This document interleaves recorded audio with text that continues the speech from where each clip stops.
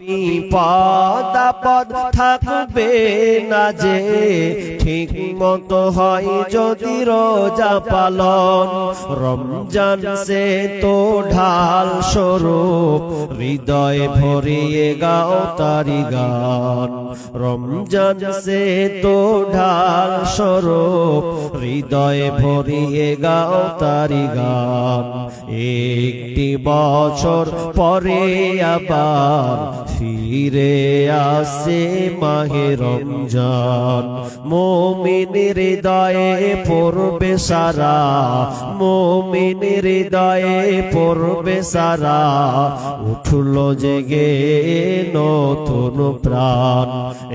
একটি বছর পরে আবার ফিরে আসছে মাহে রমজান। একটি বছর পরে আবার ফিরে আসছে মাহে রমজান। আল্লাহ রাব্বুল আলামিন ঈমানদারকে সম্বোধন করে বলছেন, ইয়া আইয়ুহাল্লাযীনা আমানু, হে ঈমানদারেরা, কুতিবা আলাইকুমুস সিয়াম, তোমাদের উপরে এই রমজান মাসের রোজাকে সিয়ামকে ফরজ করা হলো। তোমাদের উপরে এই রমজান মাসের রোজাকে ফরজ করে দেওয়া হয়েছে। কুতিবা আলাইকুমুস সিয়াম কামা কুতিবা আলাল্লাযীনা মিন ক্বাবলিকুম, এবং তোমাদের পূর্ববর্তী যারা চলে গেছেন তাদের উপরে রমজান মাসের রোজা ফরজ ছিল। শুধু আমাদের উপরে এই রমজান মাসে রোজাকে ফরজ করা হয়েছে তাই নয়, আল্লাহ আমাদেরকে স্মরণ করিয়ে দিয়েছেন তোমাদের উপরে যেমন রোজা ফরজ করা হয়েছে, শুধু তোমাদের উপরে নয়, পূর্ববর্তী তোমাদের খানদান যারা বংশ পরম্পর যারা নবী আউলিয়া তাদের উপরেও এই রমজান মাসের রোজা ফরজ ছিল। তবে এই রমজান মাসের রোজা কি তা এই আমাদের বর্তমান যেভাবে চলে সেরকম কি রোজা? না না না, এক একটা নবীর এক এক রকম সিয়ামের একটা নিয়ম জারি ছিল। যেমন নূহ আলাইহিস সালামের সময় রাসূল সাল্লাল্লাহু বলছেন, নূহ আলাইহিস সালামের যুগে এই নবীরা তাদের সেই কম তার দলেরা রমজান রোজা রাখতো কেমন? তো ঈদুল ফিতর এবং ঈদুল আযহা বাদ দিয়ে তারা সারা বছরে রমজান আপনার কিনা সিয়াম পালন করত। শুধু তাই নয়, মুসা আলাইহিস সালামের জামানায় রোজাটা একটু ভিন্ন ছিল। বিশ্বনবী যখন মক্কা থেকে মদিনা হিজরত করলেন, হিজরত করার পর তিনি দেখতে পেলেন ইহুদিরা সিয়াম রোজা রাখছে। তাদেরকে জিজ্ঞাসা করা হলো যে তোমরা এই রোজাটা কিসের রোজা রাখছো? তারা উত্তর দিল, এই দিনটা এত গুরুত্বপূর্ণ দিন যে এই মুসার কওম অর্থাৎ এই বনি ইসরাইলের কওমটাকে আপনার জালেম থেকে নিরাপত্তা দিয়েছে, তাদেরকে জালেম শাসক থেকে বাঁচিয়ে দিয়েছেন আর ওদেরকে মেরে আপনার কিনা তাদেরকে খালাস করে দিয়েছেন। এই জন্য এই গুরুত্বপূর্ণ একটা দিনের জন্য নবী মুসা সিয়াম পালন করেছেন, এই জন্য সে ইহুদিরা সিয়াম পালন করে। তাহলে মুসা যুগেরও আমরা রোজা দেখতে পেলাম। এভাবে করতে করতে যদি আপনি দাউদ আলাইহিস সালামের যুগে চলে যান, তাও দাউদ আলাইহিস সালামের সময় সিয়াম আল্লাহর বিষ্ণু বলছেন আল্লাহর কাছে প্রিয় রোজা ছিল এই দাউদ আলাইহিস সালামের রোজা। এই রোজাটা কেমন ছিল?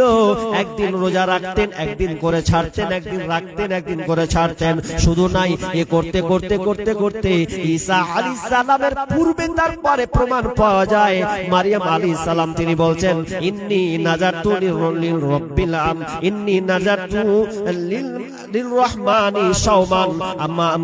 মারিয়াম আলাইহিস সালাম বলছেন যে আমি আল্লাহর উদ্দেশ্যে মান্নত করেছি, অতএব আমি কারো সঙ্গে আজকে কোনো কথাই বলবো না। সূরা মারিয়াম 26 নম্বর আয়াত। তার মানে এতগুলো থেকেও প্রমাণ পাওয়া যায় পূর্বের রোজা নিয়ম প্যাটার্ন একটা নিয়ম সিস্টেম ছিল, কিন্তু আমাদের মতন এই রোজাটা ছিল না। শুধু তাই নয়, তার চেয়ে আরো কঠিন ছিল। দ্বিতীয় হিজরিতে এই রমজান মাসের রোজা ফরজ হলো দ্বিতীয় হিজরিতে, কিন্তু তার পূর্বে যে রোজাগুলো ছিল খুবই জটিল, এবং রোজা হলো তারপর রোজা হয়েছে খুবই জটিল। কেমন জটিল? প্রমাণ পাওয়া যায় যে মাগরিবে রোজা ধরবে বা রাত্রে রোজা ধরবে, এই মাগরিব থেকে নিয়ে এশার মানে মধ্যেকার সময়টা, এই সময়ে খাওয়া দাওয়া করে নিল, ব্যাস ঝামেলা শেষ। এবার তারপর দিন যখন রোজা ভাঙবে বা ইফতার করবে, তো ইফতার করার সময় ও খাবার খেতে হবে, তা ভাঙতে হবে। এখন যদি ওই লোকটা খাবার যদি না খেয়ে যদি কোন রকম ঘুমিয়ে যায়, তাহলে ওকে আর কিছু খেতে হবে না, ও খেতে পাবে না। আবার ওকে পুরোনাই আবার ওকে একটা দিন রোজা রাখতে হবে। কত ঝামেলা, খুবই কষ্ট ছিল। কিন্তু আমাদের জন্য আল্লাহর রাসূল তিনি আমাদের জন্য সহজ করে দিয়েছেন। 12 ঘন্টা আমরা এই রোজাটাকে রাখি, খুব সহজ। তাহলে আমরা অত্র আয়াত থেকে বুঝতে পারলাম যে শুধু আমাদের উপরে ফরজ ছিল না, পূর্ববর্তী লোকদের উপরে ফরজ ছিল। কেন? আল্লাহ বলছেন লাআল্লাকুম তাত্তাকুন, আমি তোমাদেরকে আল্লাহ ভীরু বানাবো, তোমরা মুত্তাকি হবে, তাকওয়াবান হবে।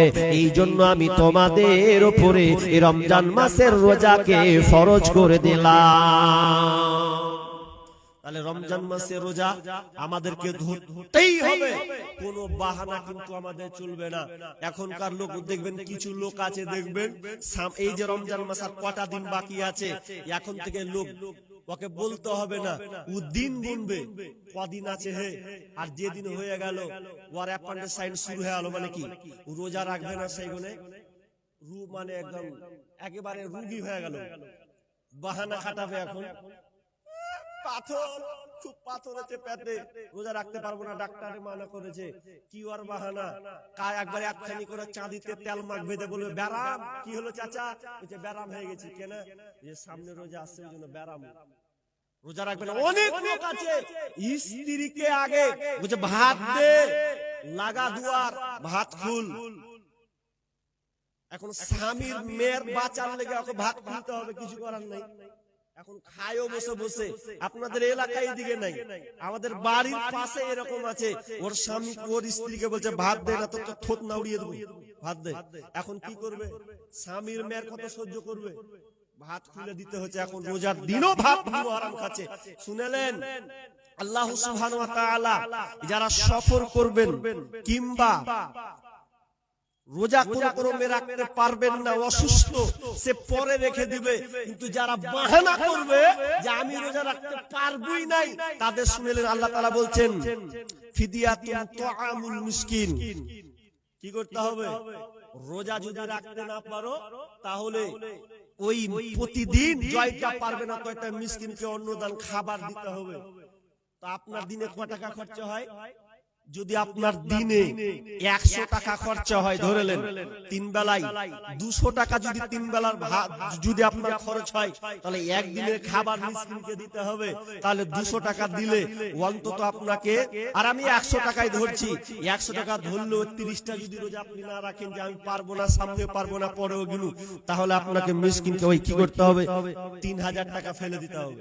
3000 কথা যখন শুনবে তখন দেখবেন টাটকা হয়ে যাবে, টাকা দিতে যাব না, রাখি কষ্ট করে, টাকাটি খামখা দিব আমি?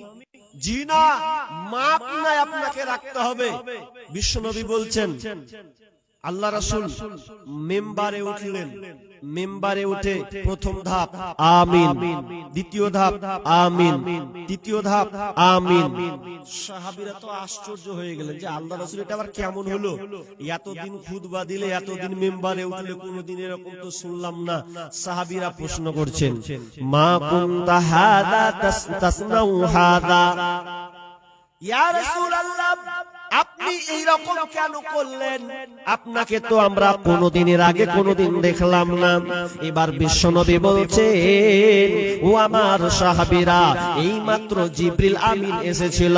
আমি যখন প্রথম সিঁড়িতে পা দিলাম, তো পা দেওয়ার পর তিনি একটি জিবরিল আমিন এসে বলল, যে ব্যক্তি বিশ্বনবীর নাম শোনার পর, যে ব্যক্তি বিশ্বনবীর নাম শোনার পর, এক কথায় আমার নাম শোনার পর দরুদ পড়ল না, ওই ব্যক্তিটা ধ্বংস হয়ে যায়। ধ্বংস কে? আল্লাহ রাসূলের নাম শুনলো, নাম শোনার পর আপনি করে বসে আছেন। দেখবেন অনেক লোক জুম্মার খুতবা শুনে মসজিদে কতবার মৌলবীতে যে বলে মুহাম্মদ, আর আপনি খেলাল খাপড়ার মতন এরকম করে আছেন। মুখ নড়াতে হবে। যেমনি কোন কেউ আপনার সামনে মুহাম্মদ শব্দটা নিবে তখন আপনাকে বলতে হবে কি সাল্লাল্লাহু আলাইহি ওয়াসাল্লাম। যদি না বলেন কি হবে? বদদুয়া। আমার বদদুয়া লাই, নবীর বদদুয়া কি? আমিন বলা মানে যে নবীর নাম শোনার পর দরুদ পড়ল না ওই ব্যক্তিটা ধ্বংস হয়ে যায়। নাম্বার 2 নম্বর সিঁড়ি পাম। এবার বলছেন তৃতীয় কেন আপনি বললেন? তো আল্লাহ রাসূল বলছেন ও সাহাবীরা, জিবরিল আমিন বললেন যে ব্যক্তি তার মা বাপকে পেল, মা কিংবা বাপকে পেয়েছে কিন্তু এই বাপ মাকে পাওয়ার পর বাপ মায়ের সেবা করে জান্নাত নিতে পারল না, ওই ব্যক্তিটা ধ্বংস হয়ে যায়। মা বাপ বেঁচে আছে, বাপ মায়ের খিদমত করতে পারলে না, মা বাপ তার উপরে অসন্তুষ্ট নারাজ হয়ে আছে, তাহলে তুমি জেনে নাও তোমার মতন হতভাগা পৃথিবীতে কেউ নাই। মা বাপ বেঁচে আছে, মা বাপ তোমার ব্যবহারে কষ্টে জীবন কাটায়, আর তুমি এক রাস্তা দিয়ে মসজিদে নামাজ পড়বে আর আল্লাহ বিল্লাহ করে বেড়াবে, আর বাপ মাকে তুমি কষ্ট দেবে। ওরে নাদান, শুনে লাও, তোমার জন্য বিশ্বনবী বদদুয়া দিয়েছেন, তুমি ধ্বংস হয়ে যাবে, তুমি ধ্বংস হয়ে যাবে। কারণ বাপ মাকে নারাজ করে তুমি দুনিয়ার বুকে চলতে পারো না। যদি বাপ মা নারাজ হয়, আমি তো মা বাপের ব্যাপারে আপনাকে আলোচনা করব না, তবে শুনেলেন কোরআনে যতগুলো আয়াত আছে, কোরআনে আল্লাহ তাআলা যত বিষয়ে আলোচনা করেছেন, আমার ক্ষুদ্র জ্ঞানে আমার বিভিন্ন বই রিসার্চ করে আপনাকে যা পেয়েছি আপনাকে বলছে। কোরআনে মা বাপের ব্যাপারে একটা একটা একটা করে যত বর্ণনা করেছেন বুঝিয়ে দিয়েছেন। এই রকম কোন বিষয় অন্য কোন বিষয় এতটা একটা একটা করে বোঝানো হয়নি। কারণ মা বাপ এত দামি জিনিস যে বাপ মা যদি নারাজ হয়ে যায় তাহলে আপনি ধ্বংস ধ্বংস, এবং আপনার কোন ইবাদত আল্লাহর কাছে গ্রহণযোগ্য হবে না।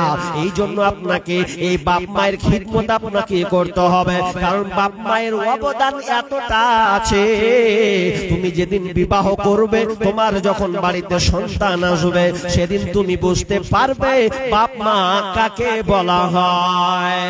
জীবনের মূল কষ্ট মায়ের প্রসব বেদনায়, সাত আসমান সাত জামিন তখন মায়েরই মাথায়।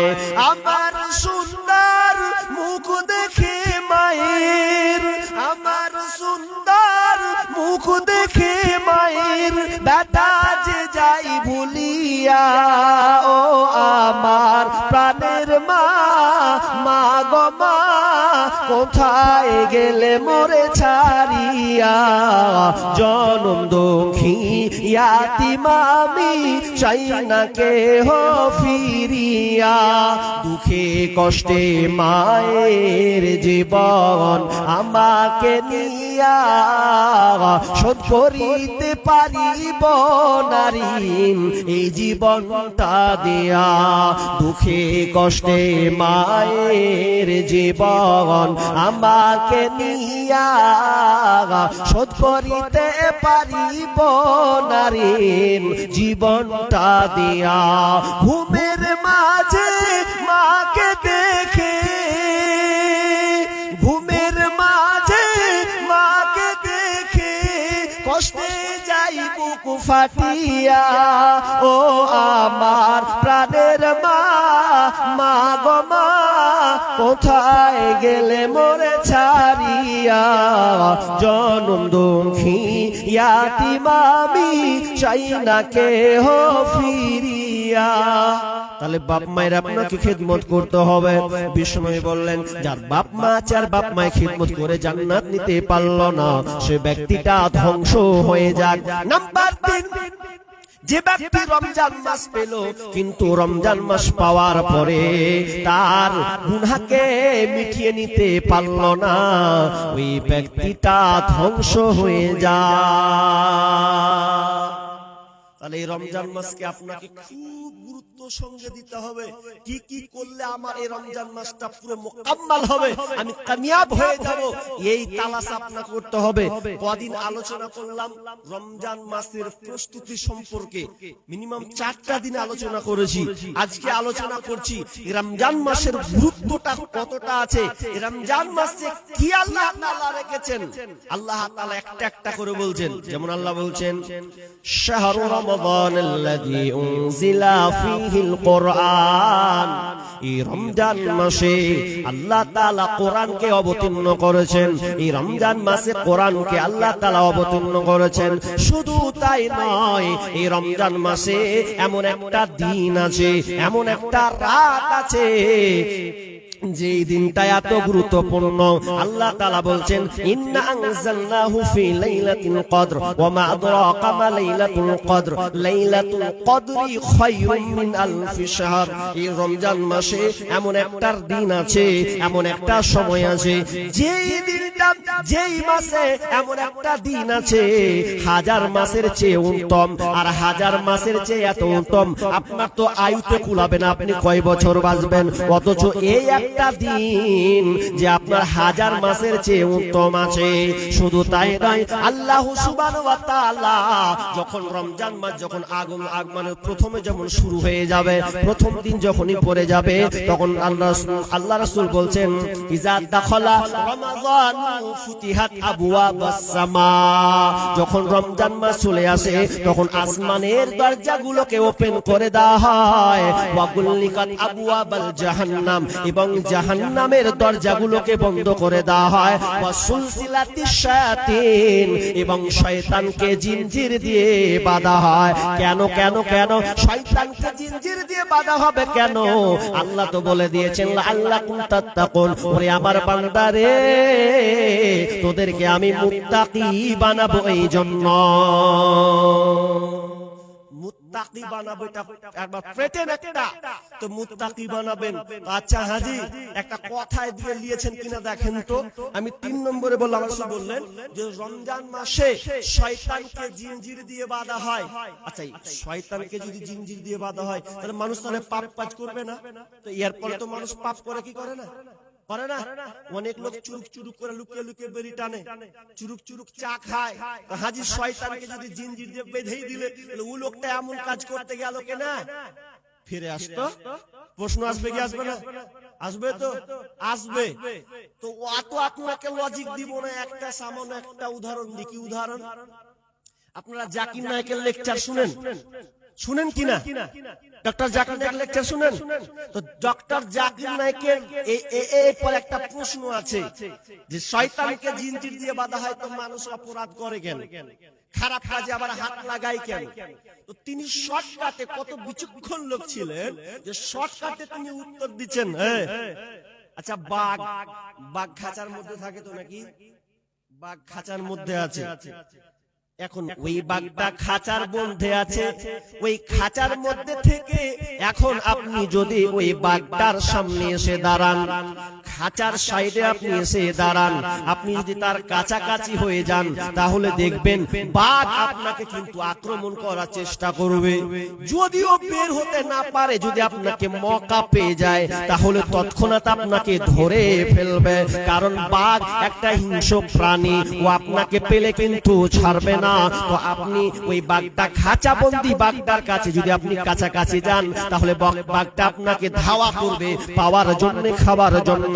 ঠিক তেমনি ভাবে আপনি ওই পাপা কাজের লিপ্ত, আপনি যেখানে পাপ আছে আপনি জানেন এটা হচ্ছে অশ্লীলতার কাজ, এখানে খারাপের কাজ, এটা হচ্ছে অন্যায়ের কাজ, আর ওই অন্যায়ের কাজটাতে আপনি নিজেকে জেনে বুঝে আপনি কিন্তু যাচ্ছেন, ওটা আপনি জানছেন এটা হচ্ছে খারাপ কাজ, আর এখানে আমাকে এখন যেতে দেওয়া হবে না, ওখানে আমি যাব না। তার মানে আরেকটা উদাহরণ আছে যে আপনি ওই কাজে অভ্যস্ত হয়ে গেছেন, আপনি প্রতিদিন কন্টিনিউ ওই কাজে আপনি নিয়োজিত আছেন, এই জন্য আপনার সঙ্গে তার সম্পর্ক একটা হয়ে গেছে।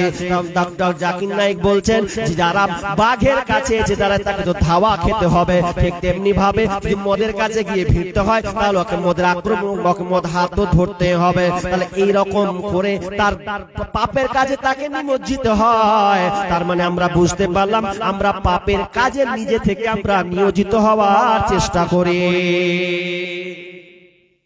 তাহলে এতগুলো কথা আমি আপনাকে বললাম, তাহলে রমজান মাস কেন আপনাকে মুত্তাকি বানাবে? কি আছে এতে? রমজানের স্মৃতি, আল্লাহর সেই পবিত্র কালাম, মহাগ্রন্থ আল কোরআন, কি মহিমা এই মাসেতে হয়েছে তার আগমন, যার কারণে এত সম্মান করেছেন প্রভু রহমান। রহমত মাগফিরাতের মাস, চালাও আমলের বাতি, ভুলবো না ভোলা যায় নাকি মাহে রমজানের স্মৃতি, ভুলবো না ভোলা যায় নাকি মাহে রমজানের স্মৃতি। এই মাসটা কত গুরুত্বপূর্ণ। রমজান মাস রাখলে আমাদের কি ফায়দা আছে? বিশ্বনবী বলছেন ফিল জান্নাতি সামানিয়াতু আবওয়াবিন মিনহা, বিশ্বনবী বলছেন এই আজান আপনার রায়্যান, জান্নাতের যে 8টা দরজা আছে, এই 8টা দরজার মধ্যে এমন একটা দরজা আছে যে দরজাটার নাম হচ্ছে বাবুল ইউসাম্মাল রায়্যান। এই রায়্যান নামক একটি দরজা, এই দরজাতে কে যাবে কে যাবে কে যাবে? লা ইয়াদখুলু, কেউ যাবে না, ইল্লা সাইমুন, শুধুমাত্র যারা সিয়াম রেখেছে, যারা 12 ঘন্টা ধরে আপনার কষ্টের উপরে রেখে 45 ডিগ্রি 46 ডিগ্রি তাপমাত্রা না খেয়ে আল্লাহকে খুশি করার জন্য। কারণ এই ইবাদতটা, এই সময়টা কোন মানুষের জন্য নয়, আল্লাহর জন্য এই সিয়ামটা রাখে। এই জন্য আল্লাহ সুবহানাহু ওয়া তাআলা তাদের জন্য জান্নাতের একটা দরজা আছে, এই রায়্যান নামক দরজা। এই দরজা দিয়ে শুধুমাত্র রোজাদার ছাড়া পৃথিবীর কেউ প্রবেশ করতে পারবে না। বাংলাদেশের এক মানে বয়স্ক লোক, একটা খেটে খাওয়া মানুষ, তিনি রাস্তা দিয়ে যাচ্ছেন, তো যেতে যেতে যেতে একটা সাংবাদিক দাঁড়িয়ে একটা বোতল নিয়ে আছে হাতে, জলের বোতল, আর প্রখর রোদ। এমন সময় লোকটা বলছে, বাজি দাঁড়ান দাঁড়ান। কি বলছে? আপনি রোজা আছেন? যে রোজা আছি। তো রোজা যখন আছেন তো আমার একটা কথা, কি আমার বোতল দেখতে পাচ্ছেন হাতে? দেখতে পাচ্ছি। বলছে এই বোতলটা গটগট করে পানিটা খান, খান, আপনাকে পুরস্কার দেবো, 1000 টাকা দেবো, নয় আপনাকে 5000 টাকা দেবো, খালি খান। লোকটা উত্তর নেবেন, যখন বলেছে 5000 টাকা দেবো, আপনি এক ঢোক খেলেন। বলছে রোজা তো 12 মাসের জন্য নয়, 12 মাসে একটা মাস আমাদের জন্য রোজাকে ফরজ করেছেন। আর কষ্টের সঙ্গে সারা বছর ধরে যতক্ষণ আমার জ্ঞান হয়েছে ততদিন পর্যন্ত সিয়াম পালন করে। তুমি কে? তুমি 5000 কেন? তুমি যদি আমাকে গদি গদি টাকাই না আমাকে দাও, আর সামনে এসে বলো এই এক ঢোক পানি খাও, সিয়ামটাকে ছেড়ে দাও, তা আমি কিয়ামত হয়ে গেলেও এই পানি আমি পান করব না, কারণ আমি আল্লাহর জন্য এই রোজাটা রেখেছি। তোমার টাকা নিয়ে আমার কোনো ফায়দা নাই। এই রোজা তাহলে কার জন্য? আল্লাহর জন্য। এটা সত্যি আল্লাহর জন্য। পৃথিবীতে ইবাদত অনেক আমাল আছে, লোক দেখানি হয়, কিন্তু এই ইবাদতটা লোক দেখানি হয় না। কেন হয় না আপনাকে বলি, মানুষ কষ্ট করেই রাখে। উদাহরণস্বরূপ ধরেন আজকে কালকে একটা রোজা আপনি রাখবেন, রোদ প্রখর রোদ, থাকা যায় না, এরপরে আপনাকে ভাল লাগে না। এখন আপনি ঘরে ঢুকলেন, ঘরে ঢুকে দুয়ারকে লাগিয়ে দিলেন, ভালো লাগে না, কি করি, এত ছটপট ছটপট মনে হচ্ছে খেলি, একবার ফ্রিজ টানছেন। আচ্ছা, ফ্রিজের টেনে তো কোনো খাবার আছে না? নাই, ঠান্ডা পানি, এখন যদি আমি খাই আমার জান ঠান্ডা হয়ে যাবে রে। এখন ঘরে আপনি দেখলেন কেউই নাই, সব বাইরে, আপনি ঘরে একা, তা আপনি বলেন তো আপনি খেতে পারবেন কি পারবেন না? পারবেন তো? আরে একা পারবেন না, লুকিয়ে কেউ দেখবে না, তো কখনো একবার বিসমিল্লাহ করে মেরে দিলেন, খেয়ে আবার চিটপাটাং হয়ে গেলেন। কিন্তু না, হাজার রৌদ্রের মধ্যে আপনি ব্যবসায়ী মানুষ, যদি আপনি গোসল করেন, যদি ওপর দিয়ে আপনার পানিটাও পড়ে আর আপনি বদনা দিয়ে বালতি পানি নিয়ে যদি আপনি ঢালেন, এরপরেও যদি আপনি মনে করলেন গপ করে একটু গিলে নেবো, কে দেখতে পাবে, কিন্তু এরপরেও আপনি খান না, বারবার মুখে ঢুকলে ওই মুখ থেকে আপনি বারবার ফেলে দেন। কারণ আমি এই রোজাটা কোনো মানুষের জন্য রাখিনি, স্বয়ং আমি আল্লাহর জন্য এই রমজান মাসে রোজা রেখেছি। আর এই রোজাদারের জন্য আল্লাহ তাআলা স্পেশাল করে একটা দরজা বানিয়েছেন। জান্নাতেরই 8 দরজা, রাইয়ান নামের একটি দ্বার, সেই দ্বারেতে যাবে কেবল যারা আল্লাহর রোজাদার। জান্নাতেরই 8 দরজা, রাইয়ান নামের একটি দ্বার, সেই দ্বারেতে যাবে কেবল যারা আল্লাহর রোজাদার। রোজাদারের মুখের ঘ্রাণ বৃক্ষ নাভির খুশবু সমান, তাই তো এদের এত আদর করেন প্রভু রহমান। ভোরের আগে নিয়ত বান্ধ, ভুল করো না মুসলমান। ইসলামেরই পাইগাম নিয়ে আসে ধরায় রমজান। ভোরের আগে নিয়ত বান্ধ, ভুল করো না মুসলমান। তাহলে রোজা আমাদেরকে রাখতে হবে। আর হাদিস এখানে থেকে যাচ্ছে একটা হাদিস, তবে আপনাকে শর্টকাট কথা বলি। আপনি যে এত কষ্ট করে রোজা রাখছেন, রোজার নিয়ত কিন্তু আপনাকে গালাত রাখলে হবে, ঠিক রাখতে হবে। কারণ এর রোজার অন্তর ভেতরটা আল্লাহ তাআলা দেখবেন তো আপনি কোন উদ্দেশ্যে রাখছেন। শুধু কি একটা মাসের জন্যই আপনি রেখে দিলেন, না আপনাকে সংশোধন হতে হবে কি নিয়তে আপনি রাখবেন।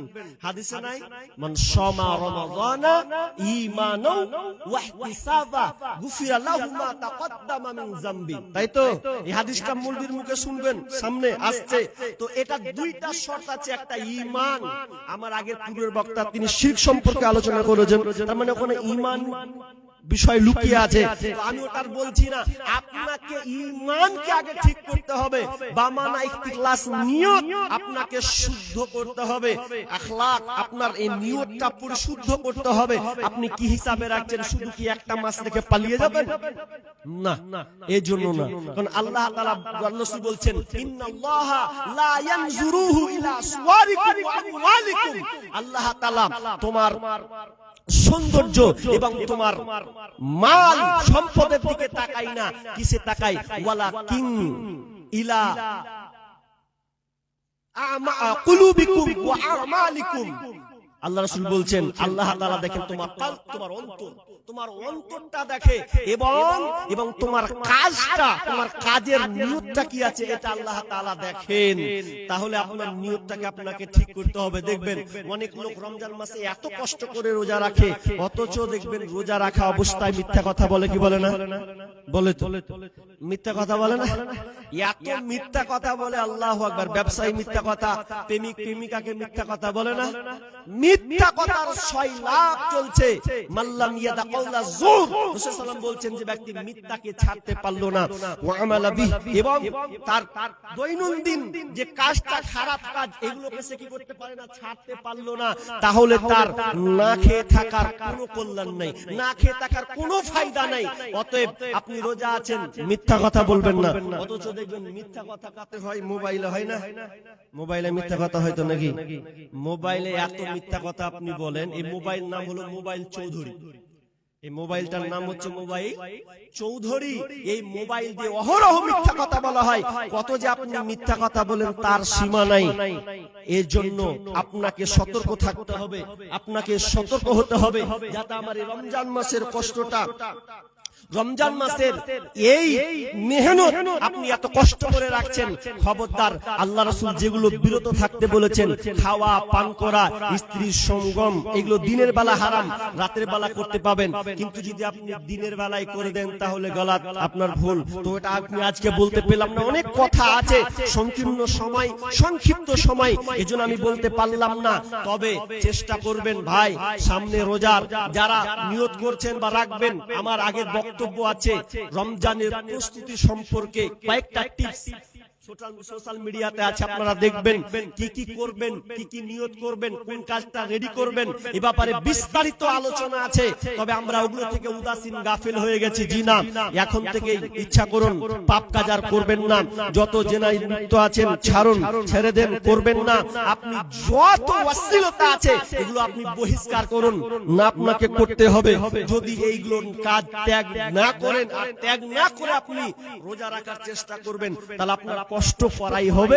আল্লাহ তাআলা এর কোনো আপনাকে পুরস্কার দিবেন না, দিবেন না, দিবেন না। আমি দানের দিকে যাব, আমি দানের দিকে যাব। তবে কথাটা হচ্ছে এই যে দানের কথাটা আপনাকে বলতে হয়, কিন্তু বলতে গেলেও আপনি যেহেতু ঈমানদার মানুষ, আল্লাহ তাআলা বলছেন আল্লাযীনা ইউমিনুনা বিল গায়ব ওয়া ইউকিমুনাস সালাহ ওয়া মিম্মা রাযাকনাহুম ইউনফিকুন, যারা গায়েবের প্রতি ঈমান রেখেছে, আল্লাযীনা ইউমিনুনা বিল গায়ব ওয়া ইউকিমুনাস সালাহ, এবং যারা সালাত আদায় করে, নামাজ পড়ে, নামাজ প্রতিষ্ঠা করে, এবং তারা নিজের রুজি থেকে, রিজিক থেকে যে ইনকাম সেটা আল্লাহর রাস্তায় ব্যয় করে।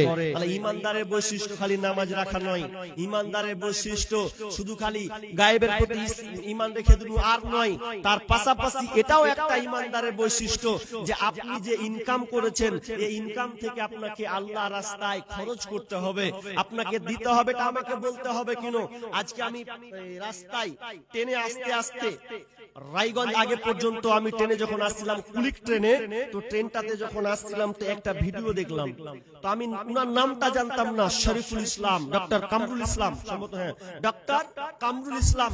তিনি সোশ্যাল মিডিয়াতে কোনোদিন কথা বলেন না, একটা মিডিয়ায় একটা সাংবাদিকের সঙ্গে শুধু কথা বলেছেন, বাকি কোনো সাংবাদিকের সঙ্গে কথা বলেননি। আজকে তিনি একটা প্রোগ্রামে আলোচনা করছেন, মানে কিছুক্ষণ বক্তব্য দিচ্ছেন, তো বক্তব্যটা কত আশ্চর্য হয়ে যাবেন আপনি। উনি কোটি টাকার মালিক ডাক্তার, যিনি কিডনি দিয়ে মানুষকে সুস্থ করেন, যার প্রবলেম আছে তার অর্থ শ্রম, তার টাকা দিয়ে ওই গরিব মানুষটাকে প্রাণে বাঁচার চেষ্টা করেন। এত ঈমানদারওয়ালা ডাক্তার, তিনি বলছেন, ওকে যখন একটা সাংবাদিক প্রশ্ন করছে যে আচ্ছা আপনাকে তো আল্লাহ কোটি কোটি টাকা দিয়েছেন, তো এই কোটি কোটি টাকা আপনি একটু, আপনাকে এক্সচেঞ্জ লাগবে, তো আপনার পোশাক আশাক দেখে বুঝাবে আপনি পয়সাওয়ালা, কি বলবেন? হ্যাঁ, আসসালামু আলাইকুম। যদি কেউ খাওয়ার কারো বাকি থাকে, যাদের নিমন্ত্রণ করা হয়েছিল, প্যান্ডেলটা বন্ধ হয়ে যাবে খাওয়ার। যদি কেউ কুপন কেটে খাওয়ার ইচ্ছা করেন, তাহলে এখনই যেতে হবে, কিছুক্ষণের মধ্যে বন্ধ হয়ে যাবে। যদি কেউ বাকি থাকেন, অনুগ্রহ করে যাবেন। আসসালামু আলাইকুম। ওগুলা কইতে হয়, ও ঠিক বুড়িয়ে ও খাবার জিনিস কইতে হয়, ও চোঁ লাগলে ঠিক মারবে, ও আগে থেকে খুঁজে লেছে কখন খেতে হবে, যে খাবার কথা কাউকে কইতে হয়। কি বলে চলেন, কি বললাম এবার, যে ওই ভদ্রলোক ওই ডাক্তারটা বলছে যে এগুলো আমার টাকা নয়, এগুলো হচ্ছে আল্লাহর টাকা, মালিক আমি নয়, মালিক হচ্ছেন আল্লাহ। তিনি আর উদাহরণ নেবেন, দলিল তিনি উদাহরণ দিচ্ছে, গরু, গরু দুধ দেয় তো, জি কথা হ্যাঁ হু করেন না রে ভাই, গরু দুধ দেয়, গরু যে দুধ দেয়, তো গরু যখন দুধ দেয়, আপনি গরু পুষছেন, আপনি মালিক, গরুটাকে দহন করলেন, বাট থেকে দুধ বের করলেন, বা দুধটাকে আপনি বিক্রি করলেন, বিক্রি করে কার হলো, গরু হলো না গরুর মালিকের হলো? গরুর মালিকের। আচ্ছা বুঝেছেন এটা না? আর একটা উদাহরণ দিই, আপনি টোটো চালান, কিংবা আপনি অটো চালান, কিংবা আপনি ম্যাজিক চালান, আর কোন একটা গাড়ি চালান বা বাস চালান, আপনি চালাচ্ছেন, আপনি মালিক। এবার আপনি চালাতে চালাতে কিছু টাকা হলো, আচ্ছা টাকাটা বাসের হলো না মালিকের হলো? হ্যাঁ মালিকের। তো তিনি তার উদাহরণ তিনি বলছেন যে এগুলা হচ্ছে মালিকের বাঁশ নিজে পায় না, আর গরুও নিজে ভোগ করে না। কতটুকু ভোগ করে? যতটুকু আর খাবার চাহিদা আছে অতটুকুই সে ভোগ করে। তো তিনি বলছেন যে আমার মালিককে, আচ্ছা আমাদের মালিককে গো আল্লাহ। সোজা কথা আছে, কুল আউযু বিরাব্বিন নাস মালিকিন নাস, যে মালিকের রবের কাছে ইনসান রবের কি হলো এর ভাই? মাথায় খারাপ রে। তো রবের কাছে, রবের বসেন বসেন বসেন, কি হলো? ধরো ধরো ধরো, পায়ে ঝিনঝিনি লেগে গেছে নাকি? আচ্ছা বসেন ভাই, বসেন বসেন বসেন, সব যাবে। আরে জুতা খুল রে ভাই, জুতা খুল। জুতা খুলে নিয়ে ভাই বসেছিল মনে হয়। কি বলছিলাম? যে এটা আমার মালিকের, আমার নয়। আল্লাহ তিনি আরেকটা উদাহরণ দিচ্ছেন যে আমার যত ধন, আল্লাহ তাআলা বলেছেন যে তোমাদের ধন সম্পদ ছেলে মেয়ে হচ্ছে আমানত। আর আমানত মানে কি? আপনি গচ্ছিত রাখবেন। তার মানে আমানত মানে আল্লাহ দিয়েছেন, আল্লাহ পরে রিটার্ন নিয়ে নেবেন। এজন্য আপনাকে বলছি আমাদের ধন সম্পদ টাকা পয়সা কিন্তু এগুলো আমাদের নয়, মালিকের। আপনার তিনি বলছেন আমার যতটুকু প্রয়োজন আমি ততটুকু ব্যবহার করি, বাকি সব আমি আল্লাহর রাস্তায়, যেখানে আল্লাহর খাত আছে আমি সেইগুলো আমি আল্লাহর রাস্তায় দান করে দিই। এত বড় একজন ডাক্তার আমি একজনই পেয়েছি, তাহলে বলেন তো তিনি চাইলেন মালিক কিন্তু আমি নয়, এই সম্পদের মালিক হচ্ছেন আল্লাহ। এজন্য আপনি যখন মারা যাবেন দেখবেন এই মালিকানা, এই ধন সম্পদ কিন্তু ভাগ হয়, ভাগ হয় না? আপনি যখন মরে যাবেন, যখন আপনি মরে যাবেন তখন আপনি মরে গেলে আপনার ধন সম্পদ খেয়ে নিবেন লোকে। আপনি যখন মারা যাবেন তখন এই ধন সম্পদ খাবে লোকে, তার মানে আপনার সন্তান সন্ততি। আর যখন আপনি মারা যাবেন তখন আপনার দেহটা খাবে পোকাতে। আপনি মরে গেলে কোনো কিছুই আপনি নিয়ে যেতে পারবেন না। বিষ্ণু বলছেন ইয়াতবাউল মাইয়াতা সালাসা, মানুষ যখন মরে যায় তার সঙ্গে তিনটা জিনিস সঙ্গে যায়। ইয়ারজিউ ইসনানি, তার সঙ্গে দুইটা জিনিস ফিরে আসে। ওয়া ইয়াবকা মা ওয়াহিদ, এবং তার সঙ্গে একটা জিনিস থেকে যায়। কি কি যায়? ইয়াতবাহু আহলুহু ওয়া মালুহু আমালুহু, তার সঙ্গে আপনার কিনা মাহাল পরিবার যায়, মাল যায়, এবং আমাল তার সঙ্গে যায়। ফায়ারজিউ আহলুহু ওয়া মালুহু, দুইটা জিনিস তা আপনার কিনা সঙ্গে সঙ্গে রিটার্ন চলে আসে। ওয়া ইয়াবকা আমালুহু, এবং তার সঙ্গে যে আমালটা সে করেছে ওটা তার সঙ্গে যায়। বাকি দুনিয়ার ব্যালেন্স টাকা ধন সম্পদ যা আছে ওগুলো সব দুনিয়াতে থেকে যায়। তবে ওর মতন হতভাগা, ওর মতন বোকা পৃথিবীতে আর কেউ নাই। যে ব্যক্তি কোটি টাকা লাললো, যে ব্যক্তি আপনার 10 তলা বিল্ডিং তৈরি করলো, 4 তলা 1 তলা বিল্ডিং বানালো, এবং যে ব্যক্তি আপনার কিনা 10 বিঘা জমি ক্রয় করলো ছেলেদের জন্য, কিন্তু যখন ও মরে গেল, মরার সময় যদি সে আফসোস করে তাহলে ওর মতন হতভাগা পৃথিবীতে নাই। আর আফসোস তো করবেনই করবেন। এই কোরআনে আল্লাহ সুবহানাহু ওয়া তাআলা তাদের ব্যাপারে বর্ণনা করেছেন যারা কিনা ধন সম্পদ ছেড়ে যখন মারা যাবে তারা আফসোস করতে করতে মরবে। এটা আমার বানানো কথা নয়, আল্লাহ নিজে বলছেন ফায়াকুল রাব্বি লাউলা আখরতানি ইলা আজালিন করিব ফাসাদ্দাকা ওয়া আকুম মিনাস সালিহিন। যখন ওই ব্যক্তি মারা যাবে তখন আফসোস করবে, কাঁদবে, চোখ দিয়ে অশ্রু পড়বে, এত তার কান্নার বিরাল। এই কান্নারটা কোন আপনার কিনা আপনার স্ত্রী বুঝবে না, বুঝতে পারবে না। এই মহাব্বতের আপনার স্ত্রী বুঝবে না, আপনার মেয়ে বুঝবে না, আপনার ছেলে বুঝবে না, আপনার বন্ধু বুঝবে না। আপনি যে এটার জন্য আফসোস করছেন এটা পৃথিবীর কেউ বুঝবে না। স্বয়ং আল্লাহ 7 আসমান থেকে আপনার মুখের পানের দিকে তাকাবে, কি বলতে চাইছে। ওই সময় আপনি আল্লাহকে বলবেন ফায়াকুল রাব্বি লাউলা আখরতানি ইলা আজালিন করিব, আল্লাহ রে তুমি আমাকে সময় দাও, তোমার কাছে আমি সময়ের ভিক্ষা চাই। কেন কেন কেন সময়ের ভিক্ষা কেন চাইবে? নামাজ পড়বে এই জন্য, রোজা রাখবে এই জন্য, ভালো ভালো কাজ করবে এই জন্য না? না, দুইটা তিনি অপশন দিয়েছেন। ওই লোকটা দুইটা জিনিস আল্লাহর কাছে চাইবে। যখন আপনি মারা যাবেন তখন আপনি এই দুইটা জিনিস চাইবেন। কি বলবেন আল্লাহকে? যখন আপনার প্রাণ পাখিটা বেরিয়ে আসবে তখন আপনি আল্লাহকে বলবেন ফাসাদ্দাকা ওয়া আকুম মিনাস সালিহিন। আল্লাহ আমি দুইটা কাজ করব, খুব বেশি কাজ করব না। বেটির মুখ দেখার আমার দরকার নাই, বিবির মুখ দেখার আমার দরকার নাই, আমার 10 তলা বিল্ডিং হচ্ছে আমার দেখার দরকার নাই। আজকে আমি ভুট্টা লাগিয়েছি, গম লাগিয়েছি, এগুলো আমার দেখার দরকার নাই। আমি আমার টাকা থেকে আমি নিজে যেটা ইনকাম করেছি আমি আল্লাহর রাস্তায় সাদাকা করব। ফাসাদাকা, আমি আল্লাহর রাস্তায় সাদাকা করব। ওয়া কুম মিনাস সলিহিন, এবং আমি ভালো লোকের অন্তর্ভুক্ত হয়ে যাব। এই দুইটা কাজ করার আপনি আমাকে সুযোগ দেন। আল্লাহ বলবেন থাম, না না, ওয়ালাই ইউখিরাল্লাহু নাফসান ইদা জা আজালুহা, আল্লাহ বলবে আর তোমাকে সময় দেওয়া হবে না। ওর মতন আর হতভাগা হবে না।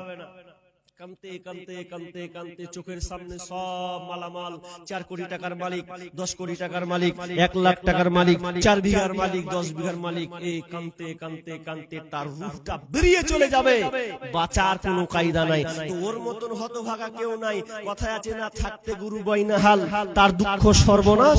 নিজে একবার টাকার মালিক ছিল, লাটুবার পিটতো। এমন সময় কত বাপজিকে দেখবেন বয়স যখন হয়ে যায়, তো বয়স হয়ে গেলে, বয়স যখন হয়ে যায় ইচ্ছা করে যে 20টা 50 টাকা মসজিদে দিই, বা কেউ চাইতেছে দিকে একটা ফ্যান ঝুলে না, ফ্যানের দরকার আছে, মন চাই। একদিন ছিল 5 লাখ টাকার মালিক, এখন বেটারা সব ভাগ করে নিয়েছে, এখন ফকির হয়ে গেছে। বেটারাকে বলবে বেটারে একটা ফ্যান দিব, দে টাকা। তখন বেটা বলে দেখো দেখো কার কথা শুনে নিচ্ছে, ফ্যান ফ্যান করছে। তখন আপনার মনের আশাটা পূর্ণ হবে না শেষ বয়সে, যে আমি পূর্ণটা করব। আপনাকে টাকা মাল নেই, সব বেটাকে দিয়ে দিয়েছেন, ভাগ করে নিয়ে নিয়েছে বেটারা, লিবেই তো।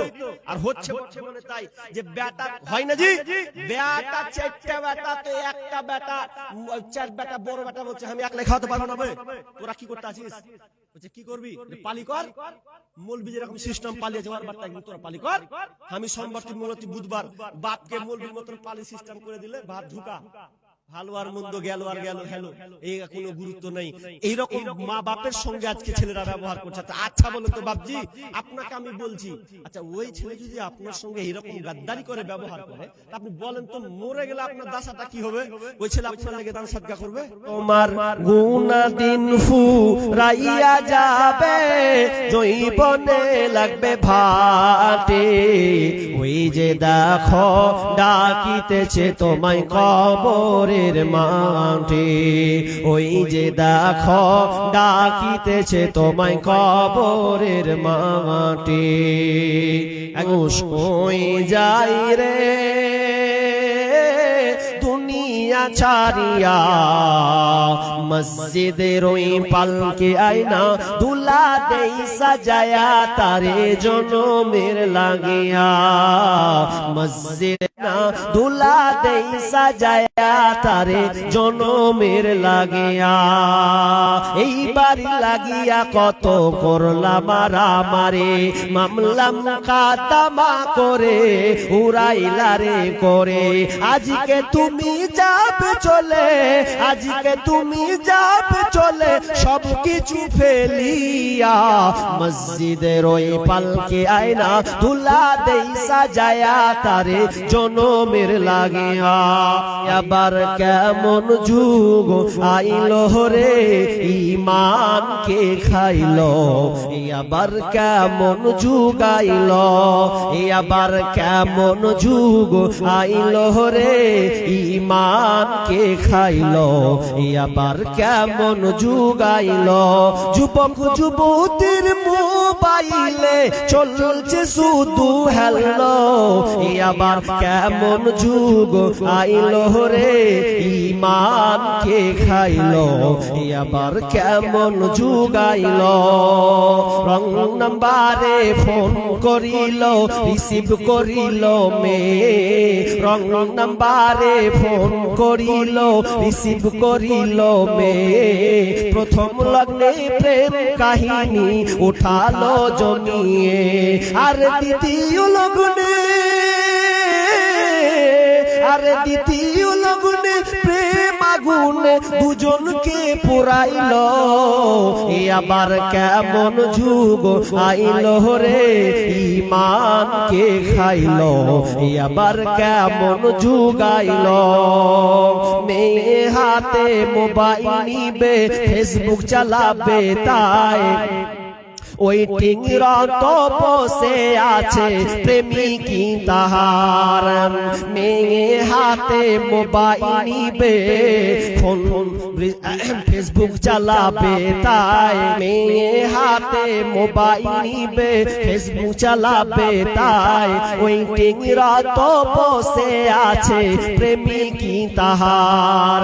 আর রাম সারা রাত চ্যাটিং করে, সারা রাত চ্যাটিং করে সকাল 9টায় ঘুম ভাঙিল, আবার কেমন যুগ আইলো রে, ঈমান কে খাইলো, আবার কেমন যুগ আইলো। এমন একটা সময় এলো মোবাইলের ঠেলায়, স্বামী ছেড়ে প্রেমিক ধরেছে 3 সন্তানের ওই মায়। এমন একটি সময় এলো মোবাইলের ঠেলায়, স্বামী ছেড়ে প্রেমিক ধরেছে 3 সন্তানের ওই মায়। আর লজ্জা শরম বিক্রি করে, লজ্জা শরম বিক্রি করে নতুন সংসার বাঁধিল, আবার কেমন যুগ আইলো রে, ঈমান কে খাইলো, আবার কেমন যুগ আইলো। আসসালামু আলাইকুম। নিয়মিত ইসলামিক ভিডিও পেতে সাবস্ক্রাইব করুন আমাদের ইসলামকে জানার চ্যানেলটি, আর ভিডিওগুলো ফেসবুক বা যে কোনো জায়গায় শেয়ার করে ছড়িয়ে দেন ইসলামের সশত বাণী।